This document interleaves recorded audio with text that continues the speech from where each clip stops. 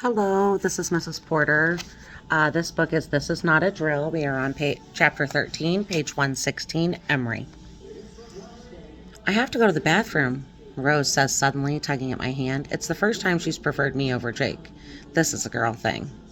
Me too, Natalie says. I turn to Stutz, but he frowns and shakes his head before I can even ask. This is going to be an ongoing problem with 18 first graders. What are we going to do? I look around the room for tools to make a makeshift bathroom. You know what this place needs? I turn to Rose. A private potty. Jake, can you get me one of those big plastic tubs up there with the lid? I reach up and lift the huge corkboard off the wall. Jake comes over to me, but it's not very heavy, just awkward. What's that for? Rose asks. A wall. A wall for your very own bathroom, I tell her. Rose looks doubtful. I'll hold this up in front of you while you use the plastic tub as a toilet, I say. Hey, it'll be fun, like camping. Haven't you ever used the bathroom in the woods? She shakes her head. Well, you've missed a real treat, I'm telling you. I'm acting like peeing in a plastic tub in a room full of people is an amazing adventure. Alicia, hand me that Kleenex box, will you? My cousin showed me how to go without getting my clothes wet, Natalie announced. I'll go first. Awesome, I say. For once I'm grateful for Natalie's need for the spotlight. And will you show Rose? Rose frowns. Don't worry. No one can see you with this big wall up. It's a little easier for boys to go to the bathroom in the classroom, but girls will manage just fine. I push a chair behind the bulletin board wall. There's something to hold on to if you need it for balance. Natalie's skills as a toilet tutor are in high demand. 3 other girls line up immediately, and then 4 of the boys. Jake holds the wall for the guys. Nice work, Teach, Jake says as I put the lid on the potty. I just hope we don't have to hold the wall for me, I tell him. You need to go, he asks. I got you covered. Not just yet, but thanks. He helps me get them all settled back on the carpet, and I sit on the floor with them, watching them color. The tension shows in their small bodies. Daquan grips the crayon so hard he breaks one. Tenji's tiny tennis shoes tap the air anxiously. Alicia fiddles nervously with the button on her shirt. Mason Manfield III is drumming on a notebook with a pencil. At every sound in the quiet room, heads bob and eyes dart. Alicia is chewing on her fingers. I reach over and pull her hand away and point to her painted nails. Pretty, I whisper, and she smiles and drops her hands into her lap. Carlos cracks his knuckles and then gives me an oops look, like he's been told at home not to do that. I tried to remember what it was like at age 6, back in the day when I thought the moon was made of cheese, and buffalo wings came from buffaloes, and you could dig your way to China in the sandbox. That was about the age Molly and I rubbed dandelions all over our heads, not knowing the bees would chase us. Did I understand real danger? I always felt safe when my dad read to me in our big upholstered rocking chair, the one with soft, sink-down pillows and big cushy arms. I was covered in plush red velvet, the kind you could dig your toes into. Mom complained that we'd rub half the fabric off the arms, but I loved snuggling with Dad in it. It was our special place. He read all my favorite books to me, and I'd fallen asleep on his broad chest, the vibration of his deep voice rumpling against my cheek. Sometimes he sang to me, or just hummed as I drifted off. And then one day in 3rd grade, I came home from school. He had already moved out by then, and my mother had recovered our chair in a stiff, plain fabric. I just stood there, staring at what was left of it, feeling my heart break into 1,000 tiny pieces. Daquan glances up to see if I'm noticing his good behavior, and I give him a thumbs up. Jake laughs at the way the kids are always showing me stuff and telling me stories about their dog dying, or their grandpa being in the hospital, or their mom getting mad, or their dad getting fired. With all the trauma at home, it's easy to understand why they can't wait to get to school. It's one way life with my mother and her nightly running monologue has paid off. I'm a very good listener.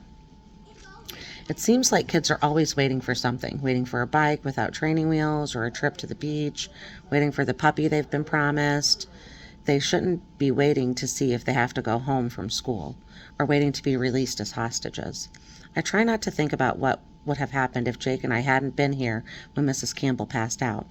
I reach over and squeeze Kenji's hand. His smile is a little wobbly. Rose is watching Jake. She has a way of putting people at ease. He has a way of putting people at ease, even in the worst situation possible. That trait was a blessing and a curse when we were together. He always talked to everyone, and sometimes I felt a little left out. When Jake and I had art class together second semester, we had a lot of downtime to chat. Tabby and Molly could talk to anybody, but before Jake, I swear I couldn't form a complete sentence if a hot guy was around. Jake made it easy. For the whole first month of art class, we talked every day for pretty much the whole period. It was hard to believe the relationship I had fantasized about since the 9th grade cafeteria rescue was becoming a reality. Tab's birthday party, the day after Valentine's Day, was the first time it was just the two of us. The party was getting rowdy that night, and I slipped out on the screened-in porch when the guys broke into Tab's dad's liquor cabinet. I was listening to the rain in the dark, and suddenly he was there.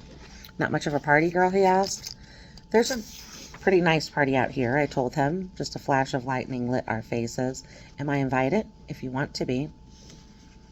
We talked for over an hour. Jake is always so completely focused on you when you're talking to him, it's almost unnerving.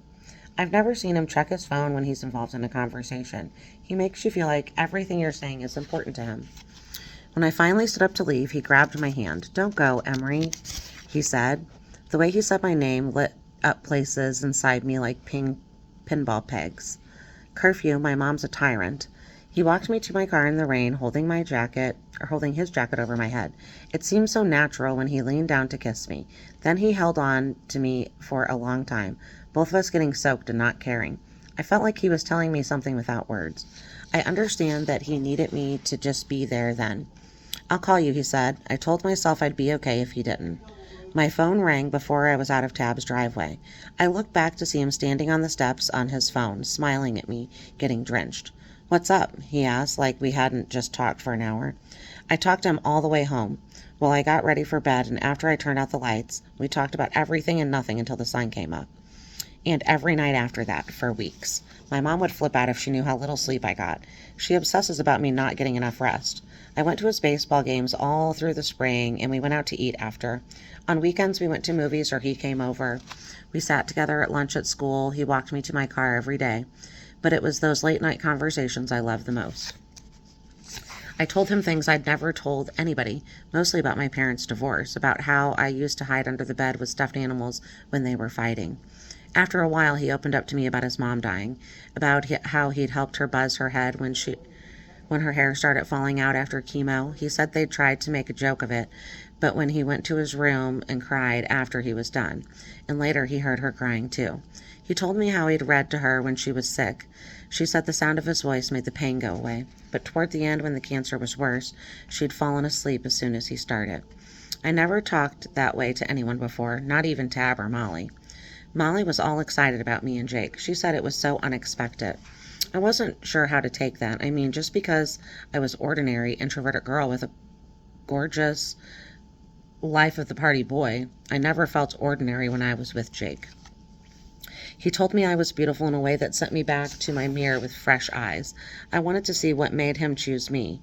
I knew others were looking at me differently too. It was a new experience to see envy in other girls' eyes. Tab never trusted Jake. She said he was superficial and full of himself. She didn't like the way he kidded around with people. She didn't think it was funny when he'd do things like put a book of ED in Hunter's backpack when we met at a public library to work on a local history project for school. Then when the alarms went off, Hunter had to hand off the book to the librarian in front of everybody.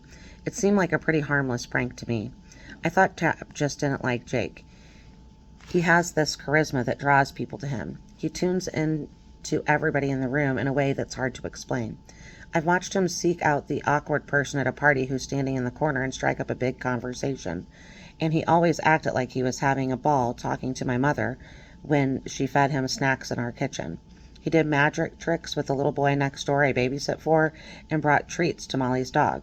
He sincerely likes people, and he just makes these instant connections, even with total strangers.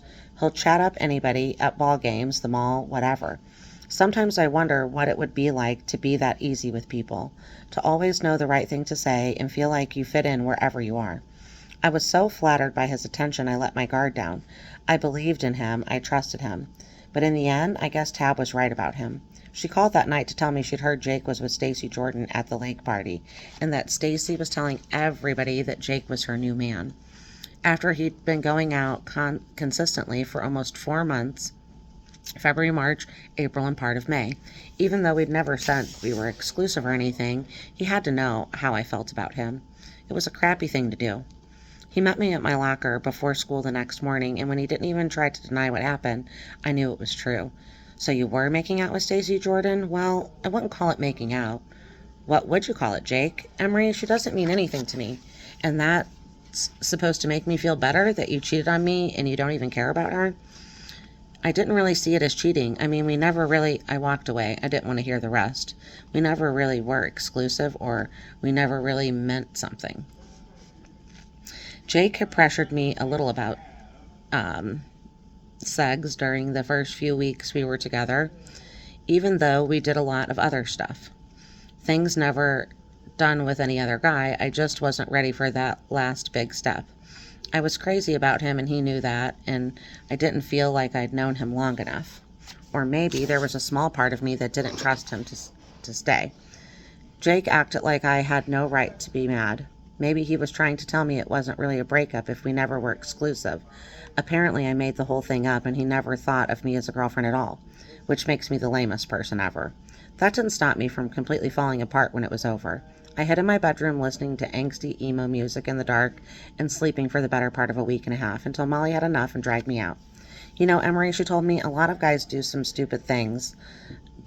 stupid when they're afraid they're getting too serious, and it scares the crap out of him. Maybe that's what happened with Jake. Maybe he cares about you too much instead of not enough. I don't think so, Malls. It was typical of Molly to try to put a positive spin on things. I have to face the truth. It's over. The worst part was knowing all the places I couldn't avoid him during the school day. My peripheral vision went into overdrive. I was painfully aware of his position in the lunchroom or hallway or even the school parking lot, and I kept waiting for him to show up with Stacy Jordan or Callie Edwards, but he didn't. I skipped art for 4 days until Miss Hicks stopped me in the hall to tell me she was going to have to write me up. So I sat in the back for the last 2 weeks of school and tried not to look at him. After I had the summer to piece my life back together, I was really looking forward to senior year. I knew I'd see him, but I felt like I was ready to deal with it and get on with my life. And then I got stuck with him as a tutoring partner. I look over at him laughing with the kids at the computer. Are we going to get to go home when the bell rings? Nick is asking him, his face serious above his SpongeBob SquarePants. Same as always, when the bell rings, Jake said confidently. That bell rings?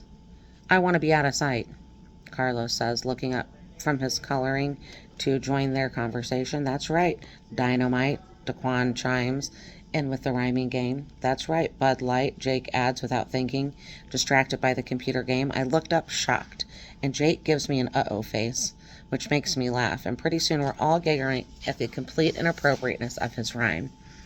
We're so stressed we can't think straight. I'm pretty sure I catch a grin on Patrick's face, but Stutz seems zoned out. He doesn't tune into the conversation at all. Do you like beer? Tyler asks. No, Jake answers, and you shouldn't either. That stuff's not good for you. I tasted my dad's one time, and it was nasty. Exactly. Nasty stuff that makes you do dumb things. He glances up at me with a regretful smile. Dumb things you'll be sorry for later. I look away. Jake looks over at Kenji, who's daydreaming a little. Right, Batman? Right, Robin, Kenji says without missing a beat. I want to do something else, Mason Manfield III says. These puzzles are no fun. What? Jake says. Those puzzles are awesome. Those puzzles are more fun than March Madness. He grins at me. Ask Miss Emery how much I love March Madness. Jake practically camped out in my den last spring, intent on convincing me that my life was incomplete without a working knowledge of college basketball. I picture him sprawled on our couch, and suddenly scenes of the two of us replay in my mind, pieced together like the wall quilt of kids' drawings that hangs above Miss Gamble's desk, linked with black yarn through paper-punched holes. Pictures of hikes and picnics and dinners and movies and laughter and touches and kisses, pieces of the past. Darn it, play fair, Willoughby. Those days are over. All right, we end it there on page 127.